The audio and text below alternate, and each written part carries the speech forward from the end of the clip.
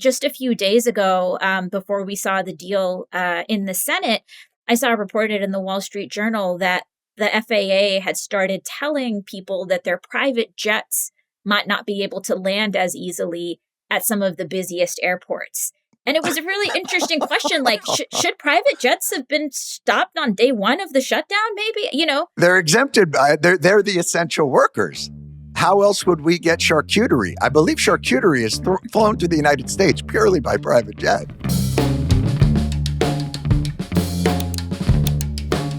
Hey, everybody. Welcome to the Weekly Show podcast.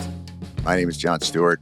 I will be your host for today's program this Wednesday, November 12th. You're probably getting it on Thursday. You're probably right now reading through the 22,000 pages of emails that Jeffrey Epstein talked about with Donald Trump. It gets deeper and darker as we speak. But I am focused on the future, and especially the future of the great city of New York City and this great nation. And we are always delighted in those moments to talk to somebody who's got her hand in a variety of those issues. So let's get to our guest. We're very excited to have her. She's the former chair of the FTC. I'm going to say that's Federal Trade Commission. I really don't even know. I just like to say FTC. Teaching at Columbia last week, joined Zohran Mamdani's transition team, where she is also the co-chair. So please welcome Lina Khan. Great to be here. Hello. Hi. You're co-chair of the Mamdani campaign transition team. That's right. When does the new mayor take over in New York City? He gets sworn in on January 1st, 2026. Literally drop of the ball, boom. That's right. Does it happen actually at midnight? I think there's some discretion on when he formally kind of takes the oath and gets sworn in. But I understand, once that calendar changes, he gets to be mayor. Can I make the pitch? Sworn in by Seacrest.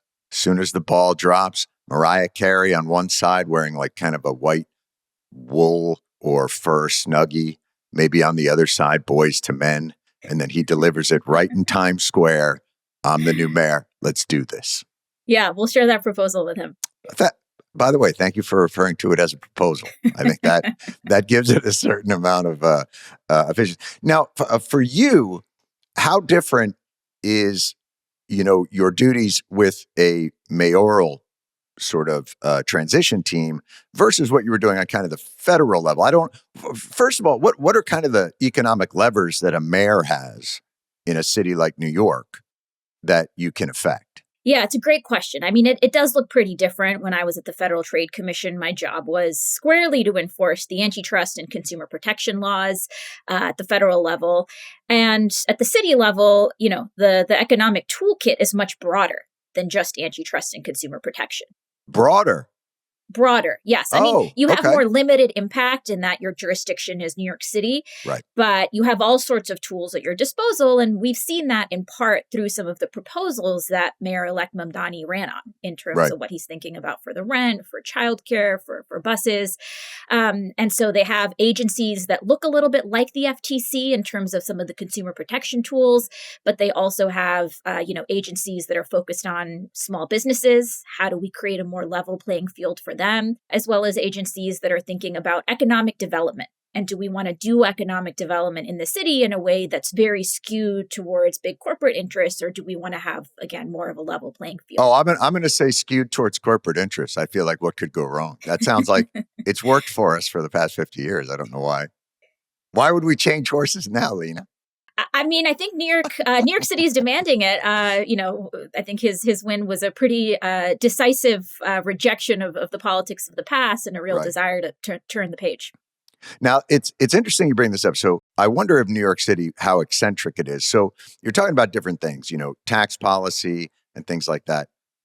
Obviously, the city council and the governor of New York also have a role to play in a lot of those different areas.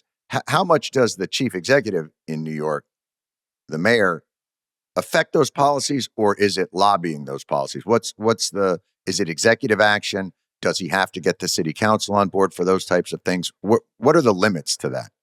It's a great question. So there are going to be certain provisions where he's going to need to have to work closely with city council or with the governor, including relating to some of what the tax proposals could be. But there are agencies within his jurisdiction that the mayor has, standalone authority to sue. So if you find corporate lawbreakers, you can use the DCWP, a department that is focused on consumer and worker protection, to take that on. That's more in line with the things that you used to do, sort of those types of enforcement actions. That's right. As well as, thinking about just what are the levers within New York City that the mayor can unilaterally use to make life better for working people here. It's such an interesting dichotomy, Lina. And let's talk a little bit about the dynamics and incentives. Whenever someone comes along, and I think you're seeing this with Mamdani now, who is suggesting that the balance of power is inequitable, the people that have the power say, "Oh, then we're going to leave. You can't do this. We're going to leave. We're not going to make that." How do you create these policies? Because we all know sort of capital can travel. Labor can't. It's sort of one of the advantages capital has, and we saw that with globalization. How does that dynamic play out in a city like New York? Every time someone talks about that more populist agenda, those that have been accruing the power and the finance say, "How dare you? We're leaving." How does that affect the way that you design the incentive policies for New York City? Well, you always have to think about what might the consequences of certain policy choices be, but it's also important to look at what evidence do we have? What empirical data is there about what has happened in the past when we have increased taxes? And there have been studies showing that, for example, when New Jersey raised its top income tax rate on high earners by several percent a couple of decades ago, the state's millionaire population actually increased. And similarly, there are a bunch of studies that show that threat of capital flight is oftentimes overstated as a threat and doesn't actually materialize. I know the mayor-elect has also talked about how in his conversations, including with, business owners, CEOs, they've talked about actually having a New York City where working people can afford to live here, where their employees can afford to live here, is something that would be good for their businesses in the long term too. Right. And have they been, the rhetoric in a campaign is different than the rhetoric once somebody is the victor. How conciliatory has the sort of more vocal business? I saw Bill Ackman, who is, as you know, New York's favorite billionaire. I don't know if you know that. We have quite a few, and he's our favorite. But he wrote a tweet saying, and he had put a lot of money up. I mean, billionaires put a lot of money up. Michael Bloomberg put, $8 million up to try and stop Mamdani. So now, how conciliatory is that? How real are their threats? Yeah, I mean, look, I know feelings were in high during the campaign. I think many of them are now coming to terms with the reality and, going to have to see what happens and how they choose to act. Does that even matter? Lina, I want to ask you, because they do say people have fled to Florida and Texas. Does the city actually suffer in those times? It doesn't seem like millionaires leaving the city is the threat they think it is, I guess is what I'm getting at. I mean, I'd say a couple of things. Look, you always want to be mindful of what's going to happen to the tax base. But I think the question that the mayor-elect Mamdani was asking was, well, working people are already fleeing New York. They're already having to leave New York because they can't afford to live here. And shouldn't we care about that too? Right? And his campaign has been explicitly to make this a place where bus drivers, janitors, security guards, teachers, right? People who are kind of keeping the day-to-day running of the city where they have a chance as well. And I think that's the part of the conversation that we too often don't focus enough on. And that's what he's trying to solve for. I think that's a great point, Lina. And it's also when you talk about, we all remember in the pandemic, there was the essential worker. The essential worker is what makes this city go. The teacher, the bus driver, the sanitation. And essential workers is basically just, it seems like a phrase we use for people we don't pay enough. We think that if you just call them essential, we're not going to pay you enough, but that's hell of a compliment. You're essential, but we don't treat them as such. Now that he's getting in there, what are some of the policies that we can do to kind of level that out, to give the essential worker the types of economic benefits that, the complement would lend itself to. Yeah, I mean, look, he ran on talking about how we need to freeze the rent, but also need to make it easier to build more housing in New York. It's no secret that housing is just so expensive for people here and only getting more expensive. One of the biggest line items for families is childcare.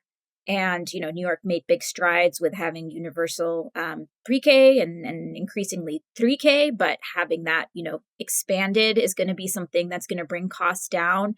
Beyond that, we saw at the FTC that there are all sorts of drivers of high prices for people, right? If you think about healthcare markets and why are big pharma companies able to get away with certain forms of price gouging.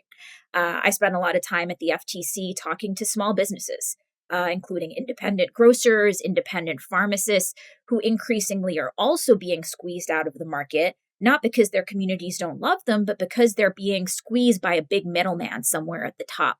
And so those are the types of dynamics that, I know the mayor-elect is really interested in. I mean, I think in his campaign, a lot of people are talking about, look, the big lesson is he focused on affordability. He was laser focused on cost of living. And that's absolutely true. But he also displayed a real curiosity, right? He went out on the streets of New York and he asked the halal cart driver, why has chicken and rice gone from $8 to $10? Right. What have been the explicit drivers of higher costs, right? Or to go to the bodega and ask the same. And I think all too often that type of basic curiosity and an interest in learning from the people who are living these realities day to day is just not something that we see enough in our politics. It's something I tried to model at the FTC, and people would say, candidly, this is the first time a bureaucrat has even taken interest in how are these markets working. The other thing I'll note about what he did was he didn't just pretend like it was some fact of nature or some inevitability that prices are higher and people getting squeezed. He said there is a cause here. And when that cause is corporate lawbreakers or concentrated corporate interests, I'm not going to hesitate to call that out. And so I think people want, yes, a relentless focus on affordability, but they also want somebody with the courage to call that out and to actually demand accountability from the set of actors that have been profiting as people are getting squeezed. And so I think that combination of focus, but also courage is what's been so unique about him. 2 points on that. One, when you talk about talking to the halal driver, it really speaks of access, right? Politicians, in my experience, don't actually have access to those people. Those are not the people they interact with. The people they interact with are lobbyists. They're lobbyists, they're fundraisers, they're pollsters, they're consultants, but they don't actually have an interest, or at least act on the interest, of talking to the real people that are dealing with those prices. So I think that is a phenomenal point, is to get outside of the bubble that generally surrounds the political industrial complex and get to those things. And the second part is the market drivers of prices, because I think it's really complex. It's not as easy as just, changing a couple of the dials. So let's talk about those market drivers of like chicken and rice. Small businesses, and you've dealt with this, don't get the same wholesale prices that big businesses get. If you're Walmart or Costco, you're buying things from the very same distributors at a lower price than what somebody who is just trying to run a small business does. Would that be correct? That's right. And we would have small businesses tell us that if they walked into a Walmart or a Costco, the retail price at those stores, the price on the shelves at those stores, is lower than the wholesale price a small business is getting, which lower is than the wholesale price. That's right. And so there are huge disparities here. That type of price discrimination can actually be illegal. It was something that Congress outlawed. Yeah, it's something called the Robinson-Patman Act of 1936, 37. Sure. I always thought Robinson-Patman was 39, but okay. We'll have to look it up after. Fair enough. But right after, there was basically a real fear that the expansion of big chain stores was squeezing out small independent grocers. Which it has. Yeah. But it's really important to make a distinction between when big stores are actually more efficient and so can produce, lower prices for that reason, versus when are they just getting lower prices because of their raw muscle and their raw bargaining power and demanding lower prices or they'll walk away. And so the law was really about preventing that type of buyer power from being weaponized, but saying, look, if it's genuinely cheaper to do business with a Walmart or a Costco on the merits, those savings can be passed along, but you can't just allow the big guys to use their sheer heft and muscle and bargaining power to demand lower prices than what independents can get. And so this is a big issue. There's actually discussion in New York about passing a state level price discrimination law, which would again be something that city enforcers could enforce. You asked earlier, what are the levers? And one of my key areas of focus on the campaign as part of the transition has been making sure that we actually know the full set of tools that the mayor has at his disposal, because all too often what we've seen is that there can be a bit, kind of a great forgetting of what are the authorities that government actually even has. And just because something hasn't been used in recent decades, we've kind of forgotten about it. And so we want to make sure we know all of those tools. Governor Hochul actually has recently signed some new bills into law, including one that would prevent price fixing through algorithm by landlords, prevent certain kinds of junk fees. And so we want to make sure that those new laws can be enforced vigorously too. What are you getting for the holidays? Something useful? Probably not. That's right. I know your in-laws. They're not getting you anything good. Most holiday gifts end up in a drawer, back in the closet, or you leave it there at your cousin's house, accidentally. But not this one. Mint Mobile's offering unlimited premium wireless, $15 a month. That's their best deal of the year, aka the only holiday gift you'll actually use every day. Mint Mobile's best deal of the year happening now. 3-month, 6-month, 12-month, unlimited plan, $15 a month. All of them come with high-speed data, unlimited talk and text, and the nation's largest 5G network. You can bring your current phone number over to Mint. Contract? No. Nonsense? No. Don't get them socks. Get them premium wireless for $15 a month. Shop Mint unlimited plans at mintmobile.com/TWS. That's mintmobile.com/TWS. Limited time offer. Upfront payment of $45 for 3 months, $90 for 6 months, or $180 for 12-month plan. Required $15 per month equivalent. Taxes and fees extra. Initial plan term only. Anything greater than 35 gigabytes may slow when network is busy. Capable device required. Availability, speed, and coverage varies. See mintmobile.com. This is such a fascinating... So we'll get into the weeds now on sort of incentives and dynamics, because it's so fascinating.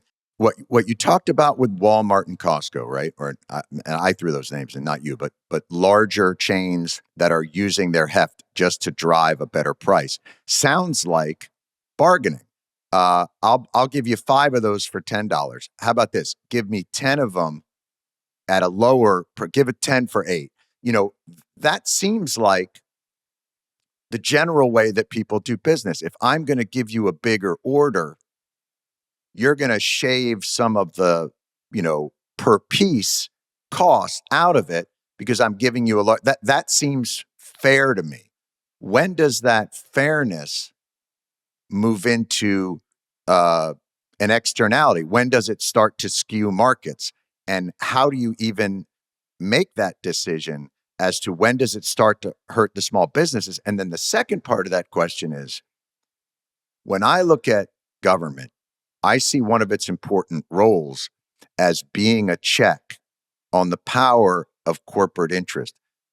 Sort of the one branch of government that the founders never really clued in there was corporate power. And how do we check that?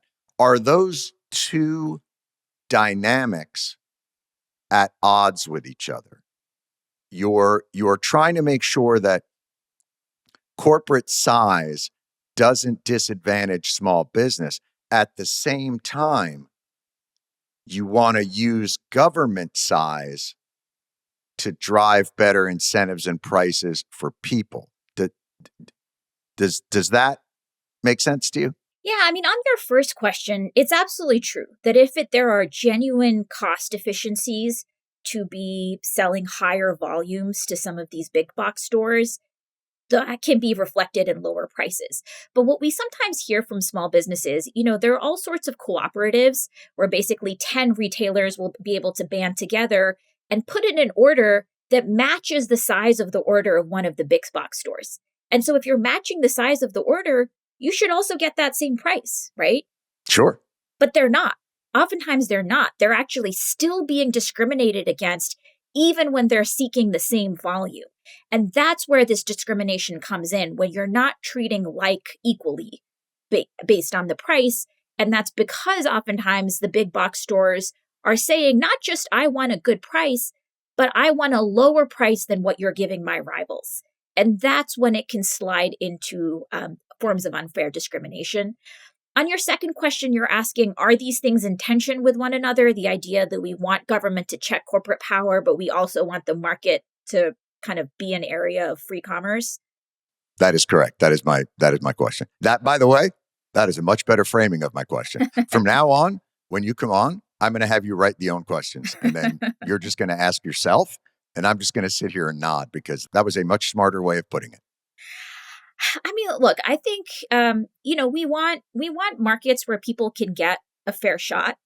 And part of what the government's role is to set the rules of what fair competition looks like. So in the same way that it's not permissible to compete by kind of burning down your rival's store, there are certain types of rules of how you can compete in other types of, terms of dealing and that sort of thing. It's also really important, and I think this moment is really showcasing it starkly, how the concentration of economic power and the concentration of political power can actually work hand in hand. And so having markets that are open and fair and competitive was seen as a good in and of itself, because we didn't want economic coercion and economic tyrants oppressing people. But we also want that as a way to ensure that political tyrants, political authoritarians can't use monopolies as a tool, as a weapon. And unfortunately, over the last 10 months, we've seen how that's been working hand in hand. And how much it's been consolidated. We had two Congress people on the show, DeLuzio and Ryan, were talking about the Department of Defense or Department of War, whatever it's called, and how years ago there were 50 defense contractors. Now there's 5. And by reducing that, you really don't have an option. And you start to see the corruption seep into it as you narrow the field of what your options are. But monopolies and competition can't be the only way. How robust do you advocate for government action? For instance, let's talk about the pharmaceutical market or the insurance company market. It's not necessarily just monopolies that cause it. It's that the industries themselves do not lend themselves to market dynamics well. Like healthcare. Healthcare just doesn't lend itself to competition. When you get a heart attack, you don't think, you know what? Take me to the hospital 10 miles away. That's a much cheaper heart attack unit, and I'm going to get a better price on my open heart surgery when I go there. Like, people don't comparison shop. So what does government action look like in those markets where even if you gave it the most even playing field, it wouldn't function that way? I mean, people don't even know what the price is, right? You can't kind of price compare on even like a knee replacement surgery, right? I mean, there's so much opacity. And it's true. I mean, there have been so many factors across healthcare that have basically made these markets not function as real markets, right? Not having access to price, not real transparency, not real choice, just being few aspects of that. And we have seen that with healthcare companies, they've both been consolidating, but also vertically integrating. So your health insurer is also the pharmacy, is also now buying up all the doctors. And so you're basically just seeing these huge conglomerates that are further, just distorting even the possibility of having competition. I mean, I think historically, There's been a whole toolbox of economic levers that the government has to shape markets. Promoting more competition through antitrust and anti-monopoly is one of them. But we've also had things like public options, right? When should the government itself be a player in a market to make sure that there's, a player that's not being driven by the same motives or narrow incentives as the private guys and is providing a check on them? We also have seen certain types of, utility rules, price caps, non-discrimination, mandatory interoperability. These were the kinds of things we applied to the railroads, the banks, right? We long had a rule that said there has to be a separation between banking and commerce. So if you're a commercial bank in this country, you can't also be a retailer. Was that was the Glass-Steagall? Was that the law that said you were not allowed to be a lender and an investment bank? You had to separate those. The Glass-Steagall was a parallel rule to the separation of banking and commerce, but this idea was the same. You want to prevent certain conflicts of interest. Right. If your banks or your railroads are playing such a hugely important role in providing credit to the rest of the economy, providing transportation, you don't want their incentives to be skewed by being able to give themselves a leg up in the retail market. And so those are some types of rules. It was interesting. We even saw Governor-elect Mickey Sherrill talk about price caps on utility rates. Right. Because electricity bills in New Jersey went up 20% kind of overnight. So what about that? So we're told that if government intervenes in those markets, ones that are so clearly skewed, that's socialism. If they intervene on behalf of the consumer into those markets, or try any kind of price cap or public option, that's socialism. But when the government intervenes on behalf of those corporations, whether it be for subsidies or whether it be for allowing them to skew the markets through unfair competition, or like you've seen with, now we're seeing with AI, buying up all the other smaller AI firms and putting them behind a wall so that they can control them. Why has that been the distinction? And what's the reality? How many times has a government, they might say price control might not work, or a public auction puts all those other industries out of business? What is the reality of it? Because I come down on the idea that government should intervene on behalf of the consumer. And just to give a very clear example here, one of the things that the last administration did was introduce something called direct file. And this was basically a place where people could file their taxes through a government-owned service. So you don't have to go to TurboTax or an H&R Block, right, which are companies that have been found breaking the law in all sorts of ways. They would advertise their services as free, but actually it would not be free for most customers. All sorts of bait and switch tactics. Oh, wow. And they had heavily lobbied for decades to prevent the government from offering a free option in the marketplace. The government rolled this out. There were all sorts of speculation. Oh, the government, is incompetent, inept. This thing was smooth. It worked flawlessly. The customer reviews of it were off the charts.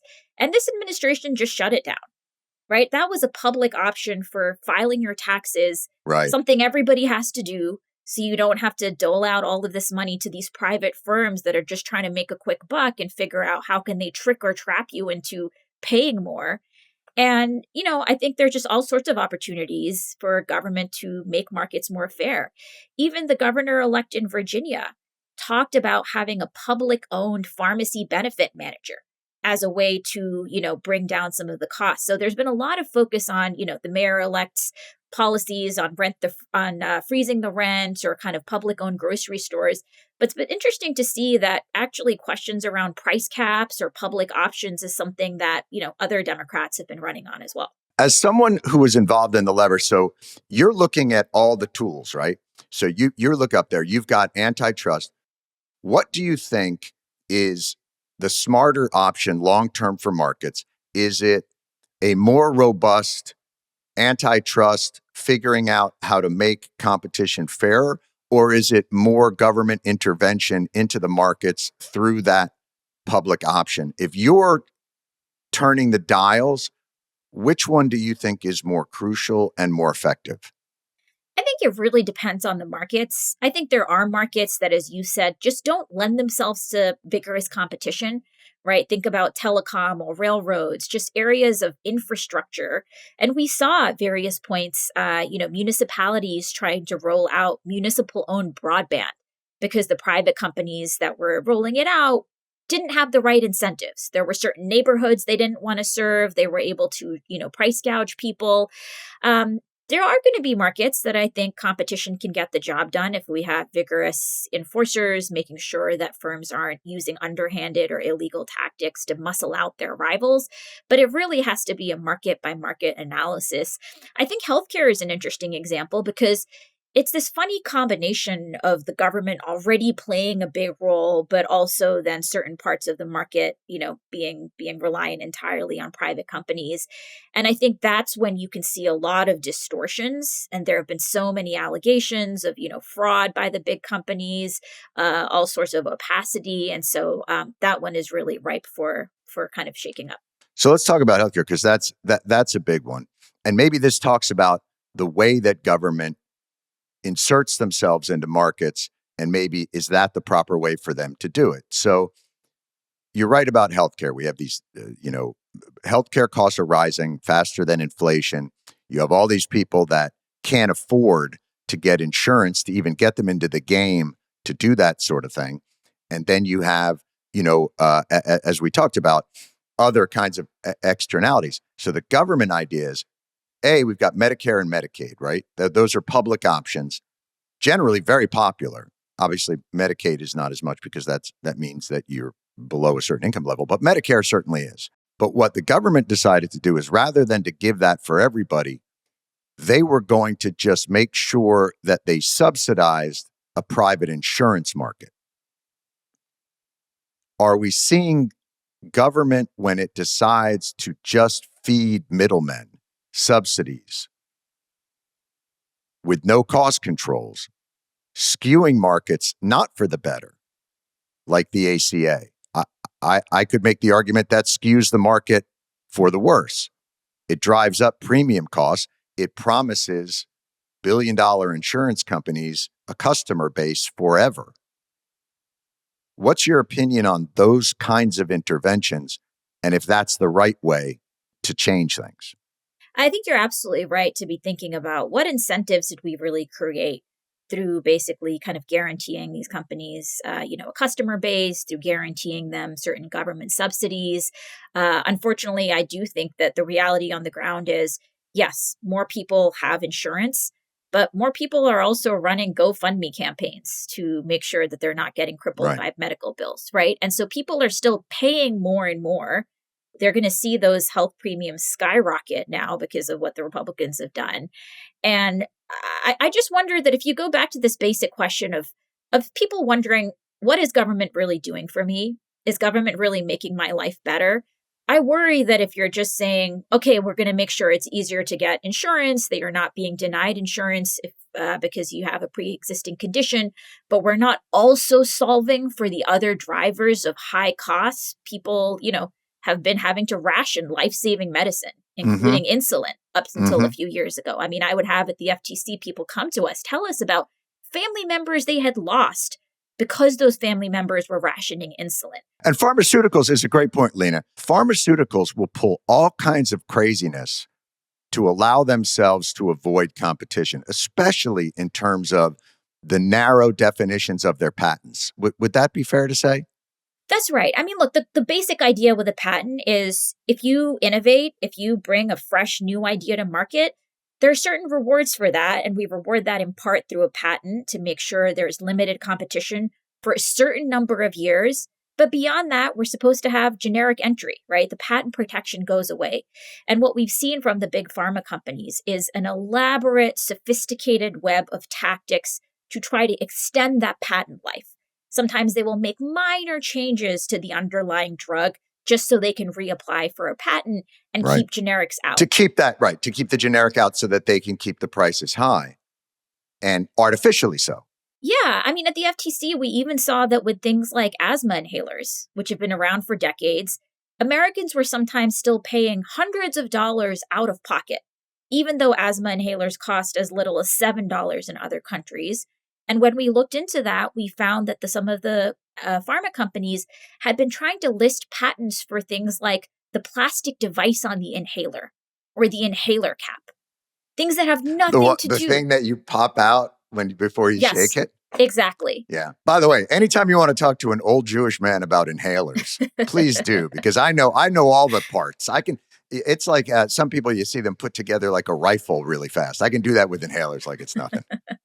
Important skill to have. Thank you. But trust me. Yeah. I mean, look, when we called them out on it, 3 of the 4 companies announced that they would lower their out-of-pocket cost to just $35. And so I think there's probably a lot of this low-hanging fruit in sight where we're just seeing egregious abuse that if it's called out by kind of government officials that are willing to stand up to them, would really bring down costs. So all these points kind of go together in a larger thing. So let's take a step back. Lina Khan is redesigning the system of incentives. So we'll redesign the system for when markets don't really function that well, like with healthcare and utilities and broadband, those kinds of things that you say, the markets, even left to their own devices, we want them still to innovate, right?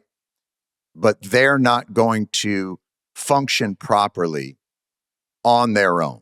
How would you redesign the government's role in those? Would you advocate for always, as you said, with the e-filing and that, for an always accessible public option within those markets? I think when you look at markets that are really essential for the necessities of life, I mean, those need to be the first order area of focus for the government, right? These markets where people don't have a choice. Healthcare is an important one. Food and agriculture is an important one. Right. Day-to-day transportation, especially in a place like New York City where you're so reliant on infrastructure. Those are the core parts of people's day-to-day infrastructure that we need to make sure they're not getting squeezed or price gouged. And so I would say that has to be the first layer of focus. And you need to figure out, are these markets where if we just take on, illegal monopolistic practices, that'll be enough to make sure that companies aren't price gouging?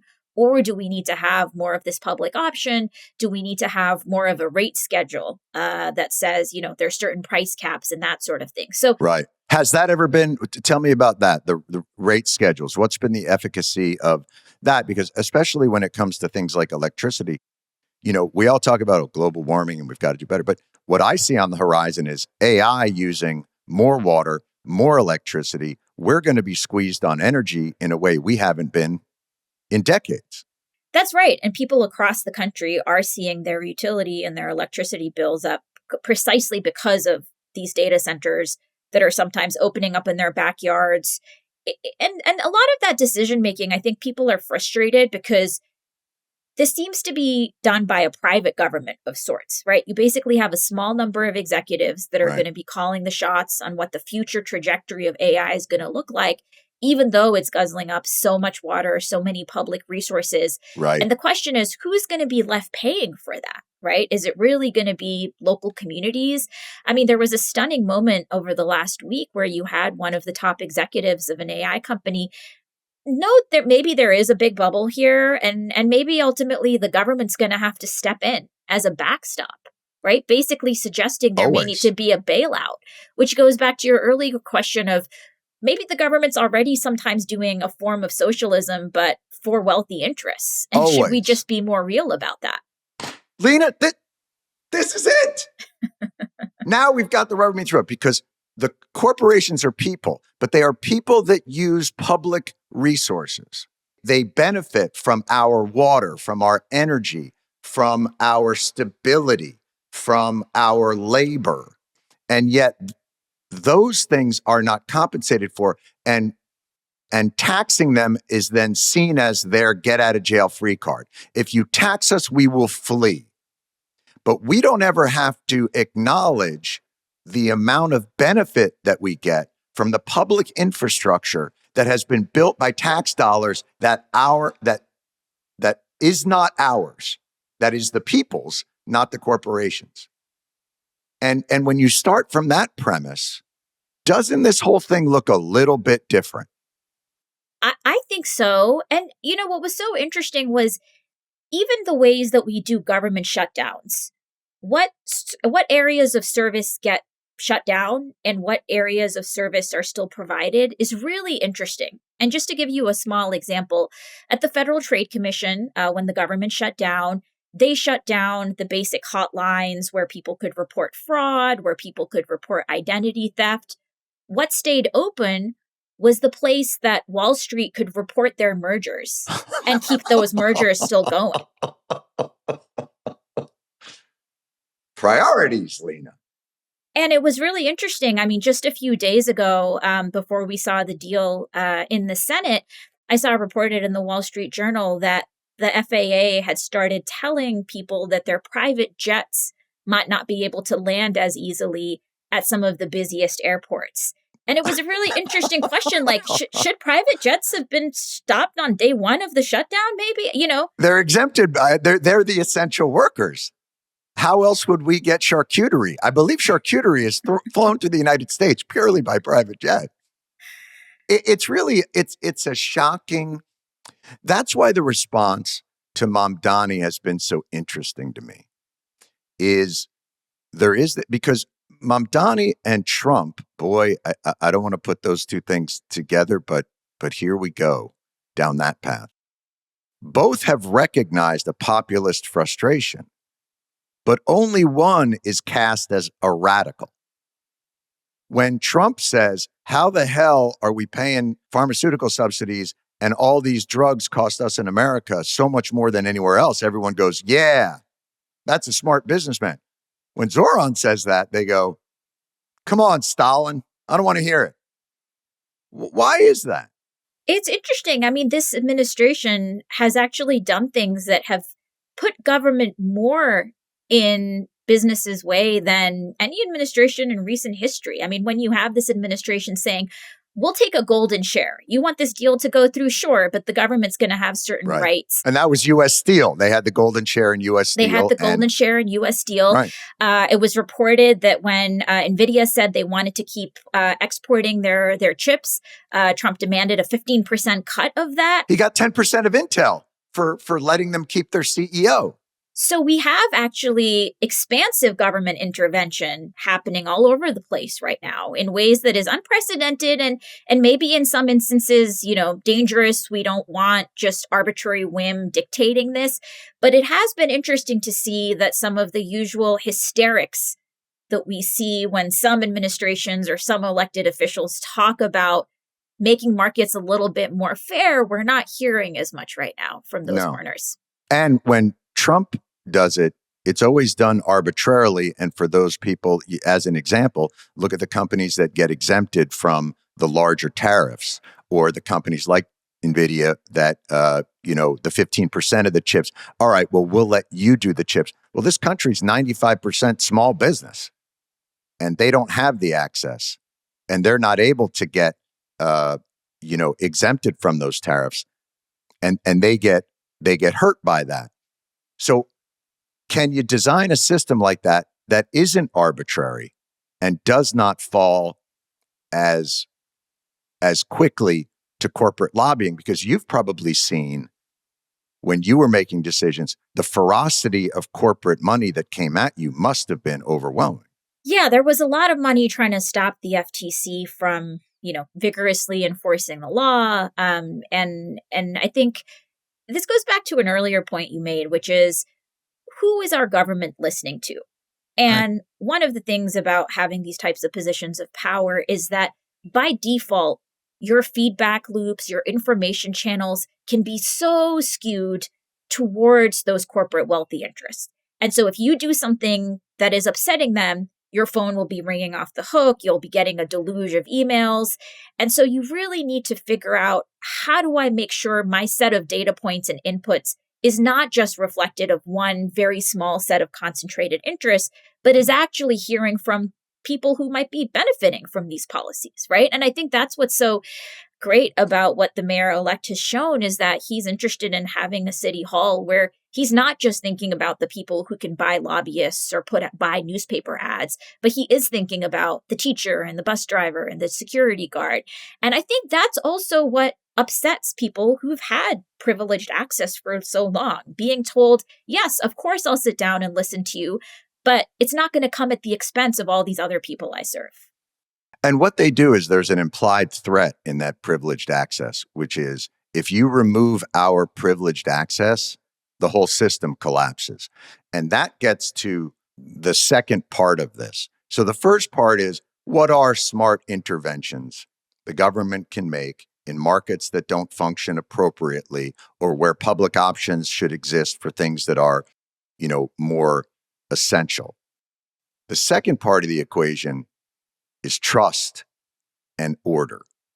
And if the people don't trust that government intervention will be done competently, then they lose the ability to trust that they will be an effective bulwark against that corporate power. They'd rather throw their lot in, because that's the thing that always surprises me when people say, I don't want the government involved in that. And you think, well, what? Because the private insurance market is working so well for you?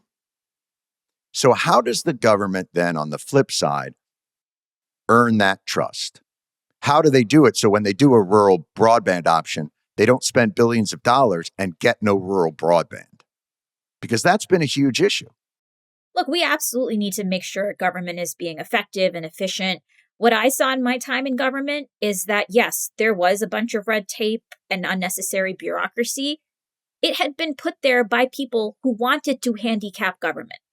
Oh, that's interesting. Which oftentimes lines up with the interests of big business and corporate interests. I mean, just to give you a concrete example, the FTC is able to do consumer protection rules, which basically means instead of just suing companies, we can issue a rule that says fake reviews are illegal, or it's illegal to make people jump through all these hoops just to cancel a subscription.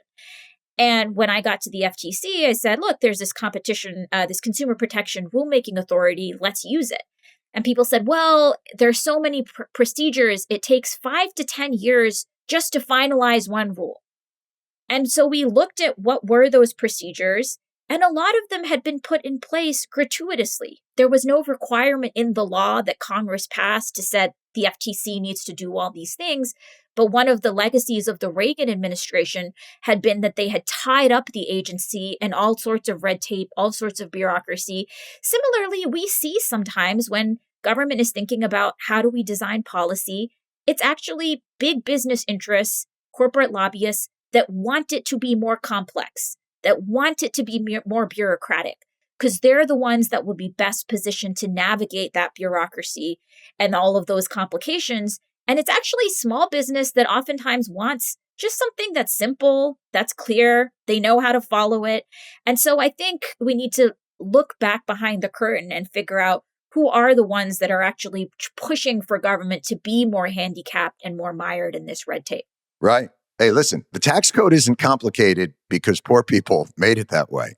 It's complicated because they kept trying to dig out all kinds of, ways to get around it. They want loopholes. They want loopholes, and they want those. I think that point you just made about they're the ones that are best set up for the complexities is a great one, because government really is at a disadvantage. We were over at the SEC and they're like, we don't have coffee, and the amount of money, corporate money, and the recent, Supreme Court decisions that have allowed more and more of a flood of it have really put government, I think, and the American people on the back foot. We've seen corporate power increase exponentially comparatively to the power that people have. And you see the Supreme Court now, neutering the government's ability to even regulate certain industries. Will it be possible to do the kinds of simplifications you're talking about and be competent? And now we'll talk about it specifically in New York City. I think the federal government is sort of a different agency, but Will Mamdani, is it reasonable to expect that some of those things that you think will make those interventions more efficient or make markets work better, will they able to withstand the money that's going to come at them? Yeah, it's a great question. I mean, look, the mayor-elect has talked about how he wants a government that is efficient and effective, and so is interested in figuring out where is there excessive red tape or bureaucracy that is hampering that? It'll be interesting to see do we see lawsuits in response to trying to make government more effective? I don't know, but it's absolutely true that the new administration will need to be absolutely ready for the type of opposition and kind of floodgates that will open by those interests that are unhappy with how he's trying to level the playing field. What do you think is going to be the biggest challenge as you're watching him put that together? Are there times, do you say to him, look, we're all, in the afterglow of the election, but, as what happened with John Lindsay, I don't know if you're familiar with Lindsay in the 70s in New York, 60s and early 70s, but he was, again, the people's mayor. He was actually the last mayor to kind of walk the whole city the way that Zohran Mamdani did in his election, but couldn't get the trash picked up. All cities are want to be functional, but boy, if you can't make New York City function, you lose the ability to do anything else that you want to do almost immediately. Has the gravity of that, sunk in on everybody on that campaign? Yes, absolutely. I mean, what you saw during the campaign, candidly, was an operation that was very effective and very disciplined, right? I mean, you don't go from being less than 1% name recognition to winning the race for New York City mayor by not being disciplined and focused. Right. And that same level of excellence is what he expects from his administration. I think he's fully clear-eyed about the realities of there being no room for error on certain types of basic services that New Yorkers expect, wanting to make sure that the trains are going to be running smoothly on that front, and then making sure that for the big, bold initiatives that he campaigned on, that he's seriously thinking about how to implement those so that those are actually a reality for people. Right. Are there people that you see with like real brass tacks, just general maintenance experience in government being brought in now to lend that expertise? Yeah, I mean, I think you'll see, for example, with his pick for first deputy mayor, somebody who's been in city government for decades, brings a wealth of experience, understands the intricacies of how New York City budgeting works. And so I think they're absolutely focused on wanting to bring the best talent, the best experience to bear, understanding that this is also a mayor that has a vision, that has a particular way that he wants to deliver, that he wants to turn the page on a prior era. And so you need that combination of experience, but also people willing to use that experience to pursue his agenda. Now, for you, do you plan on staying on in some capacity, or is this kind of a transition for you as well? Do you kind of lend your expertise to helping him look at those incentives and how he can maybe liaison with the corporate titans that are in New York? Or do you think that there's a place there that you can serve? Look, I want to do whatever I can to help him be helpful. I am very focused on the transition, though, and just making sure that we're getting the right people in place. Look at you with that nice political end. Lina, you're getting this game down. I like that. I guess I did spend a few years in D.C. Yeah. But look, he gets sworn in on January 1st. The transition period is even shorter than what it is for a president. And so it's a sprint right now to make sure they're as prepared as possible on day one to get stuff done. And I'm, really interested and committed to him being as successful as he can. And are you still in contact with your friends down in Washington, D.C. and what life is like down there now that the shutdown looks like it's about to be ending? Yeah, I mean, look, it's been a brutal... Wait. I'm just going to, for those of you at home, Lina Khan just gave a heavy, heavy sigh. That was a heavy sigh.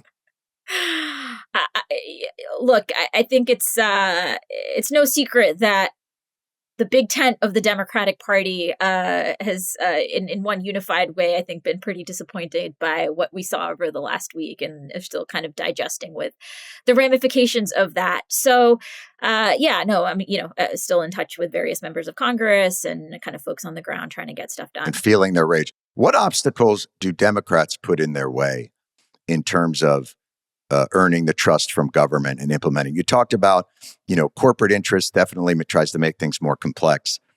Do Democrats get in their own way by, housing would be a good example. If you want to solve one issue, you have to at the same time solve all the issues. So if we want to build affordable housing, but then that housing also has to be solving global warming, and it has to also be solving minority hiring, and it also has to be solving our immigration issue, and it also has to solve. So do we compound the difficulty of clean, efficient, competent government with, if it doesn't solve all the problems at the same time, we can't do it, or let's slow it down? Yeah, I mean, look, you have to design policy in a way that ultimately gets the job done.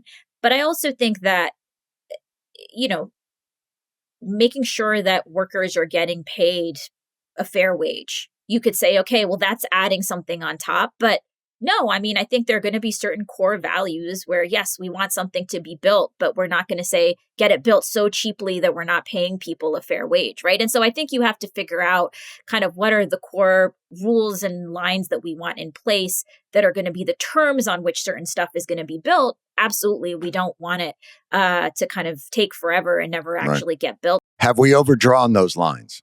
I think you have to look on a case by case basis. I mean, I do think some of the Biden administration's initiatives have led to record levels of construction, have led to record levels of investment in ways that we weren't seeing. And I think some of those kind of complaints about, oh, that there are too many Christmas ornaments on this, it's never going to get off the ground, haven't actually come to pass. Although they did, you talk about the, EV stations, they had a big $1 billion bill out. They didn't get any real progress on the EV stations. Rural broadband. I do think it's a significant and valid criticism that two of them, and this is the side that I want to win, but the two are overcomplicated, bureaucratically and in terms of overregulated so that things don't get off the ground. And two, they try to strike a balance between market solutions by just subsidizing middlemen. Those two areas feel like where democratic solutions fall down a rabbit hole, and they hurt themselves by not being efficient and competent enough. Yeah, I mean, I think sometimes there can be a tendency to want to over-optimize for efficiency at every single step in a way that actually creates more red tape. I think there can be a bias towards complexity when designing regulation and policies in ways that is what is gumming that up, and actually being more comfortable with saying, okay, we're not going to means test everything.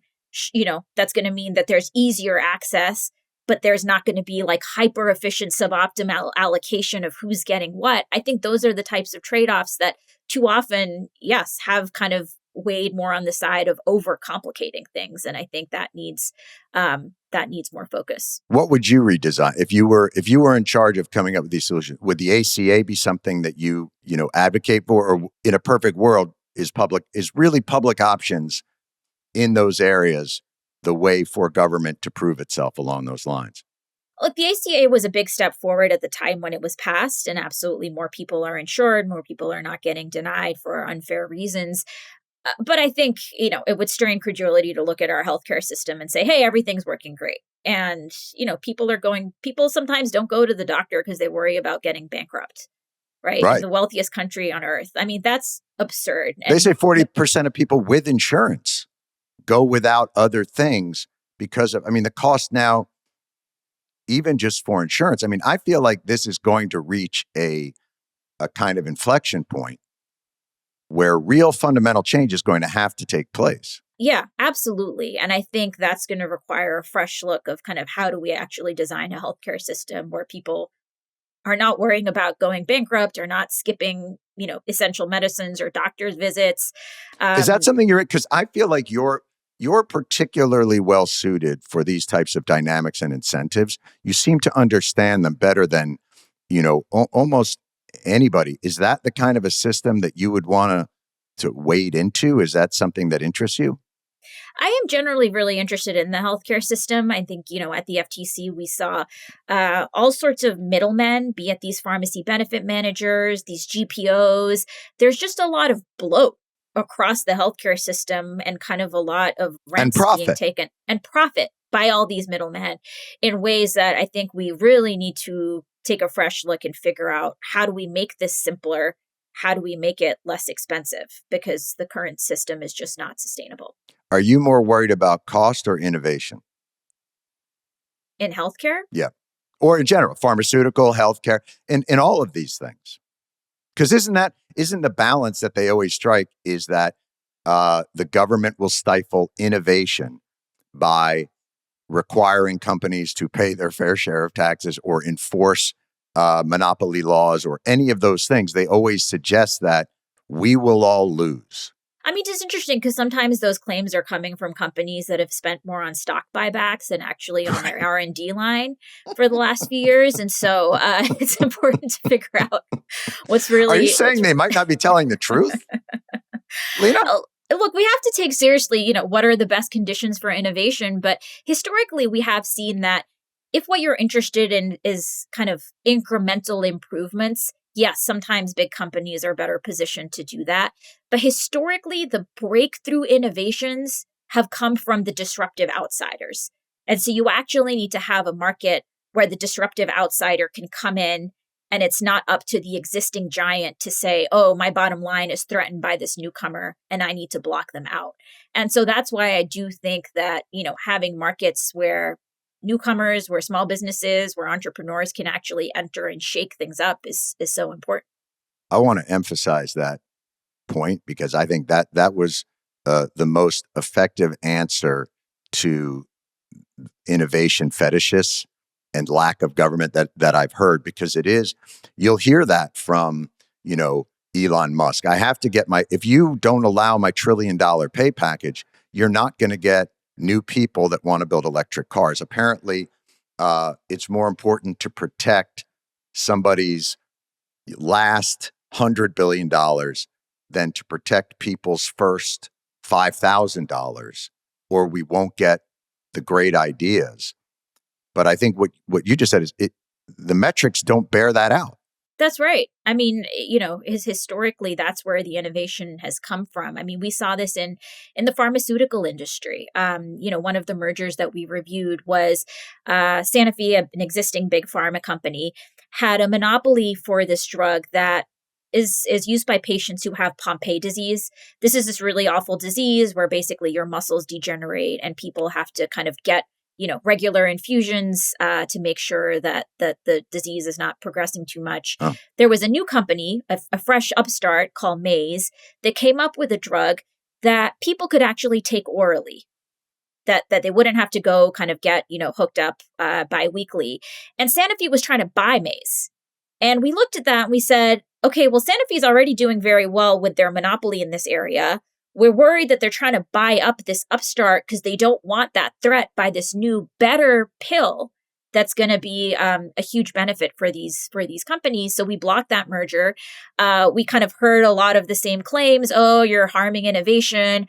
What incentive are startups going to have to invest if they're or innovate if they're not actually able to be bought up by the big guys? And a few months later, Maze partnered up with some other firm, and it was fine because that firm didn't have a distorted interest where they would try to block this new pill from getting onto the market. Right. And that oftentimes when they're doing this, it's about gatekeeping and who's going to be the gatekeeper. CBS, Comedy Central, all that. We just got bought by Skydance, right? And they obviously have a relationship with the Trump-led people that are going to say whether or not that merger is okay. Well, now they also want to buy Warner Brothers. And the rumblings are nobody else better bid on it because nobody else is going to get the approval of the Trump administration. And so now you've got a government working in hand to monopolize. And I'd say they're doing the same with tech, with AI. The AI guys all radicalized and jumped on board now with the Trump administration because they felt like they're not going to bother with how we want to monopolize our product. And what is the danger of all that as we go through it? I mean, there's an extraordinary danger in basically allowing, 5 to 7 CEOs determine the future trajectory of these markets. And it's absolutely true. I mean, the Trump administration has basically granted amnesty for AI companies, saying, look, these are the American innovators. We just are going to have no rules. I think it was explicit. I think it was literally explicit in one of the bills, 10-year amnesty on that you couldn't regulate it. Yeah, I mean, there was an effort to basically say states couldn't regulate, and right. that actually the few remaining populists in the party kind of put a fight, and that kind of came out. But they did put out an executive order that basically said, we want zero rules effectively for AI where possible. And I mean, there's going to be big harm when we think about the competition implications, but these tools are already being misused. I mean, at the FTC, we were already seeing a surge in complaints for voice cloning fraud, when somebody is kind of, using these tools to pretend to be somebody's grandkid and say, I'm in distress, can you wire over thousands of dollars? And so there's going to be just bread and butter fraud that these tools are enabling, that unless you have cops on the beat, people are going to lose a lot of money. And I think even on a deeper level, what the algorithm is going to do to our social construct and do to our brains. And you see the European Union is ahead of the game, and they're seen as, it's almost as though free speech is being used as a shield against corporate responsibility, whereas it was really more intended for individuals and people to have the ability to speak out against their governments. It's now being used as a shield so that great harms can be brought. I mean, if I could pull a switch and social media never happened, I'd do it. I think it's been a terrible corrosive harm to society in general, for as many, different rare butterfly interest groups have been able to find each other. AI is going to supercharge that harm. Yeah, I mean, AI is turbocharging all sorts of corporate law breaking. I mean, we've seen this with algorithmic price fixing. So back in the day, if you wanted to fix the prices with your rivals, you'd all have to kind of get in a room together quietly and figure out what's the price. The new way of doing this is to say, I'm just going to hand over my prices to this algorithm, and all my competitors are going to do the same, and we'll just let the algorithm decide what our prices are. And it's like, algorithmic price fixing is still price fixing. It's still illegal. I didn't do it. It was Siri. Siri fixed the prices. I had nothing to do with this. I think also they don't realize that algorithms are designed by the companies. So you are getting something that is not neutral. It is designed with certain outcomes. It's designed for engagement. It's designed for all those different things that keep their products at the forefront. Is there any way that government will have the ability to stay in front of that, or even has the desire to? I mean, at the very least, making sure that these algorithms and these new tools are not being used to evade existing laws that we have in place, be it on fraud, be it on price fixing, be it on discrimination, is important. But this is also the question of technological capability, right? At the FTC, we hired, over a dozen technologists, brought people in-house to make sure we had people on our team with the sophistication and the knowledge to figure out what's going on. With the huge decimation of agencies and kind of talent fleeing these agencies, it's going to be really difficult to, even if this administration wanted to, which they've made very clear they don't, are they going to even have the capability and expertise to figure out what's going on? Right. Yeah, boy, that's going to be a big one. And it's also, you are actually somewhat surprisingly popular with the populists on the right as well. Do they still kind of keep in touch? Do you get the occasional email from the JD Vance going like, "Hey, what's going on there?" Are you still, in vogue in terms of the populist right? I don't know. I mean, you'd have to ask them. They don't call? Josh Hawley doesn't just ring you up? I think it's a tough time to be a real populist in the Republican Party, because everything they've done since they got power has been so pro-oligarchy that, at some point you have to reckon with that. I've always thought that, when they kept saying, we're the new populist right, you're like, have you told your judges? Because everything they do is strip worker protection, strip any kind of protections from product. Like, all they've done is make it harder for unions and for workers and for labor. And maybe what we're talking about is kind of that larger situation. And I know you're busy and I'll let you run.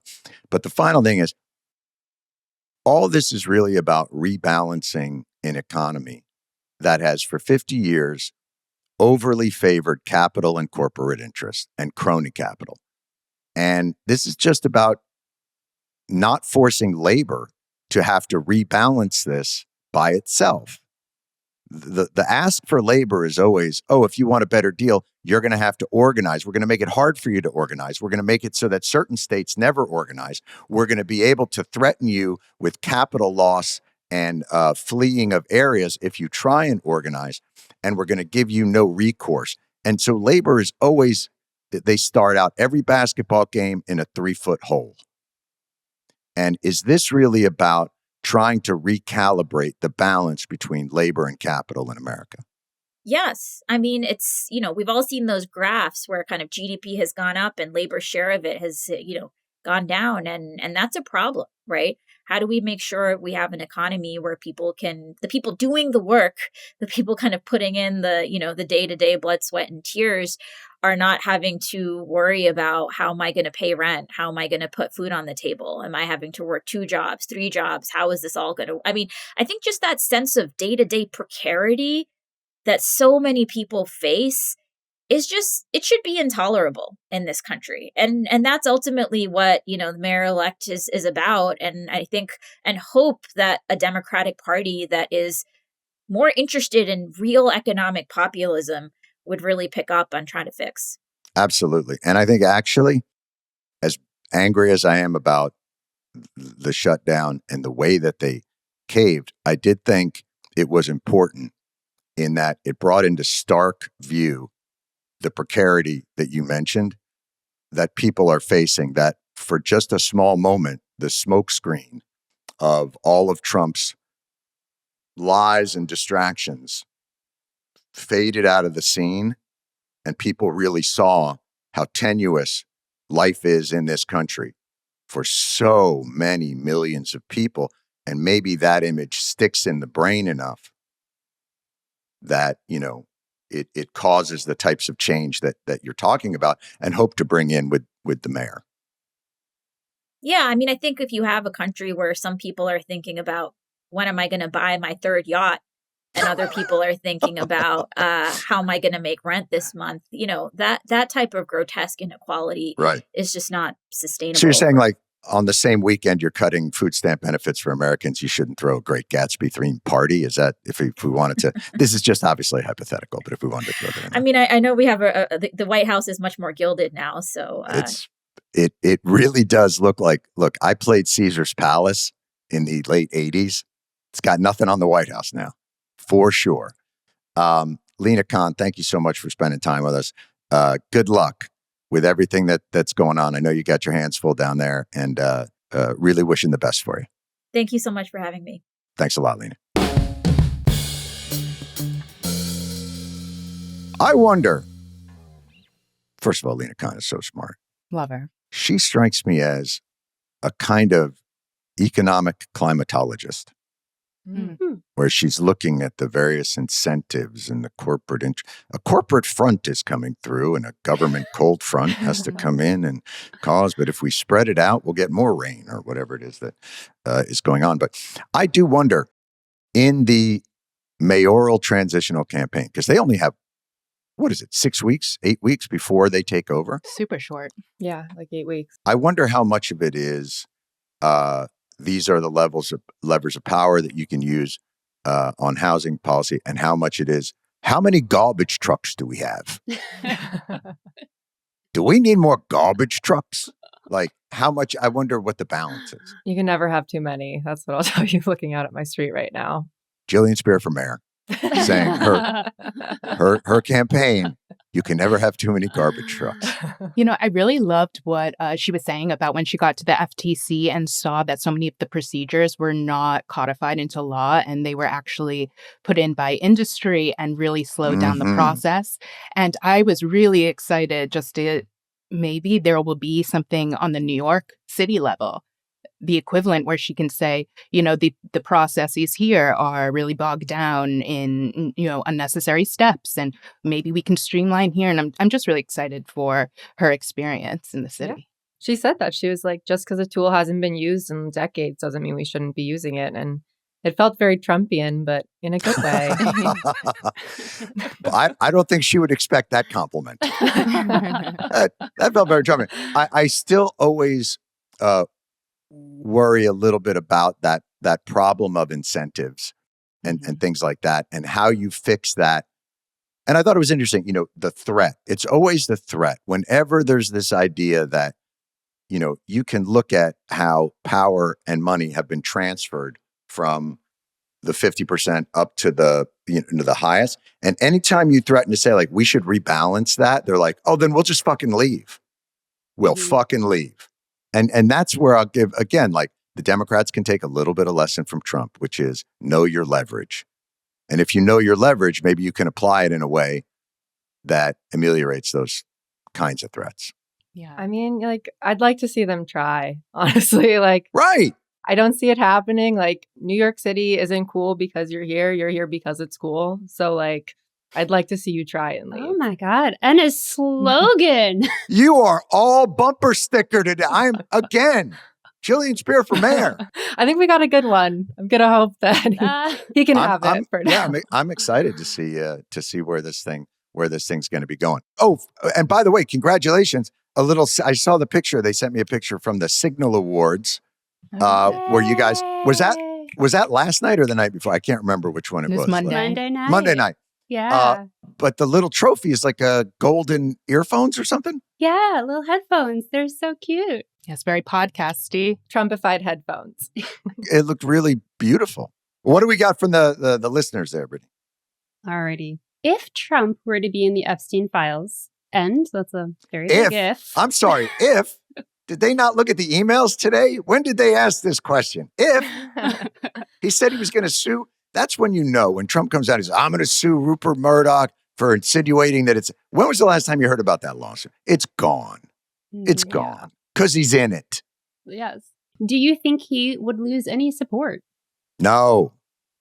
Really? It's really hard to imagine. Do you guys, Jillian, you think he might? Yeah, I feel like if there was like we already have hit the threshold where it should be disqualifying with so many things with him. It's like, what else would you need to see? Like, this guy was like one of his best friends. Like, there's photos of them together. There's videos of them together ogling at young women. Like, we've seen what we need to see. So I don't know what else could possibly. That's right. Push the needle here. I have seen more pictures of them together than with like some of my best friends. Like they have more of a scrapbook with each other than many of the people that I'm great friends with. But here's the thing. How do the Republicans spin this? Like, how does he get out of this? The way he gets out, like I've always said, it's Wile E. Coyote versus the Roadrunner. And every time we keep thinking 34 felonies, that'll get him. Oh my God, that thing he said on Access Hollywood. And every time Trump just comes in and goes, meep, meep, and flies away. And I think it's the same thing. You could have, it could be the pictures of him and illegal sex trafficked women from Epstein in a like forced human caterpillar or Ouroboros. And they'd find a way to say, well, but Hunter Biden's laptop was, worse and Burisma and it's fake and none of it ever happened. Jillian's exactly right. Everything we need to know about it is real, is that it is plausible because of the relationship that they had. That wasn't his like softball buddy. That was his international model buddy. That's what they did together. They weren't bingo friends. They weren't backgammon friends. They didn't play pickleball. They played tickleball. Oh no. Yeah, I shouldn't have. It just came to me as I was talking about it. It worked. How beautiful. It really did. I've thought about this thought experiment in the past, especially after Access Hollywood, of like, okay, let's think what could actually, and even then I came up with nothing. So no, and even that, his own family. Oh, boys, you boys. Boys will be boys. Locker room talk. Even when the level of boys will be boys rises to the level of felony convictions, nobody seems to bat an eye. Yeah. I've never seen anything like it, but I'm telling you, that's what their relationship was steeped in. It was not a shared love of Dungeons and Dragons. This wasn't a book club. Right. So, yeah. I don't know. All righty. We've got another one. All right, good. Let's hear it. John, would you have Marjorie Taylor Greene on the podcast? Yeah, I have any of these people on the podcast. I want to find out if the space lasers aren't Jewish, what are they? Are they Lutheran? Are they Presbyterian? They almost got to that on The View. They asked about the Jewish space lasers, and I was like, oh, here it is. And then Whoopi goes, we got to go to break. I was like, no! Oh, how do you go to break? Yeah, there was one moment in that conversation where they're like, she said something like the Russian hoax. And then she was like, well, all the hoaxes, 2020 election being stolen. And they were just like, yeah, but let me ask you that, they sort of glossed over it. But she's undergoing a rebrand. Yes. Yeah, she's running for president. I was going to say it's very clearly intentional. It's actually a lot more disciplined than I thought it would. So give her credit for that. She's become much more adept at hiding her. It's like if you're watching Marjorie Taylor Greene and Nancy Mace were in a race for like lunatic of the century. And then all of a sudden the velocity on Marjorie Taylor Greene started being like, I don't know if this is going to work out if I want to be in the Senate. And Nancy, Mace is like, see you on the moon. And so she's now leading, but it's been an interesting transformation for sure. Yeah. Next week on. BYO Space Laser. How can they keep in touch with us with these? Twitter. I enjoy their questions. Good. Yeah. I'm happy to hear There's that. more. There's a lot more. Oh, good. Twitter, we are Weekly Show Pod. Instagram, Threads, TikTok, Blue Sky, we are Weekly Show Podcast. And you can like, subscribe, and comment on our YouTube channel, The Weekly Show with Jon Stewart. Well, fantastic. And guys, congratulations again. Congratulations to you. Well, as you guys know, I read phonetically from the screen, whatever you're tapping to me on the chat. And you guys are the one who prepare these things with the most intellectual of care and the greatest of detail. And I thank you all very much. Lead producer, Lauren Walker, producer, Brittany Mametovic, producer, Jillian Spear, video editor and engineer, Rob Vitola, audio editor and engineer, Nicole Boyce. And our executive producers, Chris McShane and Katie Gray. We'll see you guys next week. The Weekly Show with Jon Stewart is a Comedy Central podcast. It's produced by Paramount Audio and Busboy Productions.